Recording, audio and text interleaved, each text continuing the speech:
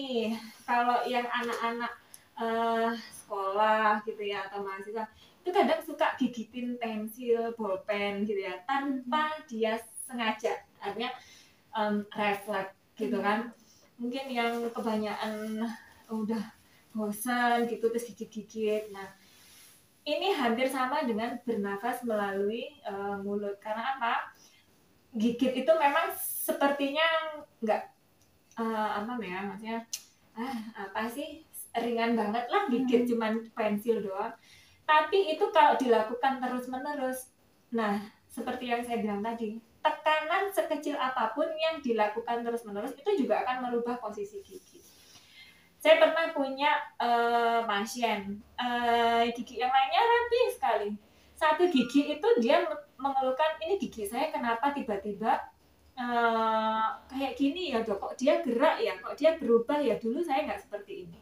Digali saya tanya-tanya, ternyata itu ketemu dia memang iya, saya suka banget yang gigitin ini pensil gitu, nggak tahu ya kenapa suka gigitin pensil ya, bolpen gitu kan dia gitu. Nah ternyata penyebab bergeraknya gigi itu ya dari gigit-gigit pensil itu tadi, jadinya tipping atau dia bukan muter berubah posisi lah artinya gitu. Nah terus ada lagi, sebenarnya memang banyak ya, cuman yang sering adalah kadang orang gemes. Aduh, saya pakai masker sih. Orang gemes itu kan suka gimana? Tahu kan? Itu kan tahu. Nah, ini harusnya bisa membaca ya dengan ekspresi ini, tapi saya masih ada maskernya. Nah, gigit seperti ini gitu ya. Kadang kalau kita gregetan atau kita gemes atau kita gemes sama orang gemes sama Rifa gitu ya. Gigitan yang seperti itu, spontan seperti itu sebenarnya juga dia dia bisa menyebabkan sakit di persendian, betul, di persendian tahan atau TMJ, karena tekanan yang berlebihan ya kan, kita gemes itu kan tekanannya berlebihan ya kan, itu bisa melukai persendian kita. Nah yang kayak gitu itu yang sepertinya tidak bermasalah, seperti yang saya sebutkan dari awal tadi ya, ternyata itu akan menimbulkan masalah dalam jangka panjang. Yang dijelaskan tadi kan adalah kebiasaan buruk yang harus dihindari oleh orang dewasa. Kalau sama kebiasaan buruk sama anak-anak itu Oke. Jadi kalau untuk anak-anak ada beberapa juga ya. Jadi yang pertama itu yang paling banyak itu adalah ngedot ya, atau pakai susu botol. Kadang orang tuanya ada yang tanya gitu. Terus kalau emang udah ngedot atau pakai susu botol, apakah harus dihentikan minum susunya gitu? Nah sebenarnya bukan masalah di susunya, tapi medianya ya. Kalau medianya memang, kalau susu botol itu kenapa nggak boleh? Karena biasanya pengantar tidur. Artinya pada saat dia tidur, botol ini masih ada di mulut. Susu ini masih ada gula apa segala macam. Nah dia akan menggenang di sini. Nah itu udah jadi makanan bakteri banget dong. Jadi ya kalau tidur menggenang, nah yang dipermasalahkan adalah itu. Kalau misalnya minum susu boleh pakai sedotan, pakai gelas juga lebih bagus gitu ya. Cuman memang saya azan ya, kita break sebentar ya. Oke, kita lanjutkan lagi. Jadi yang bermasalah itu sebenarnya adalah susunya, medianya. Oke, kita lanjutin lagi. Jadi tadi saya sudah bilang yang bermasalah itu sebenarnya medianya, sehingga yang dirubah juga harus medianya. Tapi ya sebagai orang tua gitu, saya juga paham sekali masalah ibu-ibu di sini gitu ya. Nggak mudah dok nyapih anak yang susu botol untuk ini apa segala macam gitu. Ya memang tidak mudah gitu kan, tapi itu sudah harus ya, mau nggak mau harus dihentikan sesegera mungkin, karena kita memikirkan untuk jangka panjang gigi anak ini gitu. Jangan hanya kenyamanan minum botol, akhirnya ya udahlah biar aja, karena dia kalau nggak kayak gitu nggak bisa tidur. Ya kalau milih yang seperti itu konsekuensinya ya ada juga, kalau misal giginya keropos atau gimana ya resiko berarti, ya kan gitu. Kemudian ini juga sih sebenarnya makanan yang di mood, kan banyak ya anak-anak yang kayak itu memang susah makan. Nah ini juga sebenarnya masalah pada ibu-ibu ya, maksudnya dengan anak ngemut makanan aja sebenarnya kita udah ya dibilang jengkel ya jengkel, dibilang sedih ya sedih ya kan. Apalagi udah banget, pasti ibu-ibu punya struggle di situ lah. Saya sudah berusaha segala macam, udah naikin tekstur apa. Nah memang ya itu perjuangan ya. Perjuangan seorang ibu, artinya banyak sekali yang harus dibenahi, dan ini akhirnya berpengaruh juga pada giginya gitu. Jadi minum pakai dot, mengemut makanan itu juga berefek tidak baik, yang harus segera dihentikan. Walaupun tidak mudah ya, saya sudah pernah ngalamin juga nggak mudah gitu kan.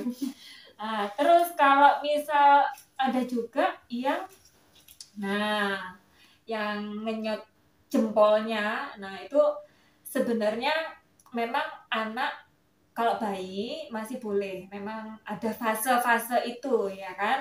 Nah tapi kalau sudah mulai ada giginya, ini sudah harus dihentikan, karena seperti yang saya bilang, yang pensil yang kecil aja dia bisa merubah posisi gigi, apalagi yang dia ngenyot jempol kayak gini, ini juga bisa menyebabkan gigi tonggos ya kan. Karena apalagi kalau anak-anak kan dari tumbuh kembang, rahangnya masih tumbuh kembang, dia kena ini, tekanan ini, akhirnya bentuk rahangnya juga dia akan menyempit, sama seperti bernafas melalui mulut, dia juga akan tonggos kayak gitu. Langit-langitnya juga dia tinggi gitu ya. Jadi kalau pada anak balita ya, terutama tadi susu botol, kemudian mengemut makanan. Kalau makanan manis apa segala macam pasti semua juga sudah tahu, artinya sudah tahu bahwa itu kebiasaan tidak baik, seperti ya sama orang dewasa juga. Tapi yang belum, sepertinya banyak yang belum paham bahwa susu botol juga mempengaruhi karies atau gigi yang keropos gitu. Oke dok, dari beberapa kebiasaan buruk itu ada nggak yang harus solusinya atau gimana gitu, diterapi? Oke. Jadi sebenarnya kalau kebiasaan buruk itu utamanya memang kita harus menghentikan ya, menghentikan. Kalau kemarin kan kita nggak tahu bahwa kebiasaan itu bisa merusak gigi kita. Nah sekarang sudah tahu ya, kalau sudah tahu ya tinggal dihentikan. Tapi untuk kebiasaan buruk yang tanpa kita sadari ya, seperti yang saya bilang adalah bruxism, karena dia memang terjadinya pada saat tidur, dia nggak bisa dikontrol. Ada yang memang secara psikologis, kemudian ada yang, nah kalau bruxism ini kita ada alatnya. Jadi alat pelindung gigi. Kalau tahu misal yang tinju ya kan, nah orang tinju yang sekarang di Hollywood itu artis-artis pada tinju semua. Nah itu mirip ya. Jadi memang untuk melindungi gigi kita pakein kayak kita bilang ya mouthguard gitu ya. Jadi dia melindungi gigi kita atas bawah semua rahang. Nanti ada fotonya ya kan. Nah itu sehingga pada saat bruxism gigi sudah nggak akan terkikis lagi gitu. Cuman kalau bisa memang dihentikan, karena selain giginya yang terkikis, ini di persendian ini juga kan dia bisa terganggu juga gitu ya. Nah dari sekian banyak kebiasaan buruk memang yang bisa diterapi, artinya bisa dibantu dengan alat ya hanya bruxism. Kalau yang lain-lain tinggal kesadaran aja untuk menghentikan kebiasaan yang nggak bagus itu. Gitu. Karena kalau misal nih, kalau bruxism terkikis ditambal, nantinya akan gesekan lagi, berkurang lagi tambalannya, jadi percuma tambalannya. Jadi memang harus kasih alat, kemudian diterapi untuk Itu aja ya dok ya. Oke. Jadi intinya gitu guys, kebiasaan-kebiasaan yang menurut kita tidak bahaya ternyata bisa mengakibatkan kerusakan pada gigi. Jadi mulai sekarang yang mempunyai kebiasaan yang disebutkan tadi kayaknya lebih bagus buat dihentikan ya. Betul. Gitu Karena ya. sekarang kan udah tahu tuh bahwa itu nggak bagus buat gigi, ya tolong dihentikan. Betul. Gitu ya. Oke, sekian dulu podcast kita kali ini. Terima kasih untuk Dr. Yani. Sama-sama. Ini podcast yang banyak interupsinya ya. Mohon maaf ya guys ya. Jangan lupa like, komen, dan subscribe ya. Dokter aku tiba. Dadah.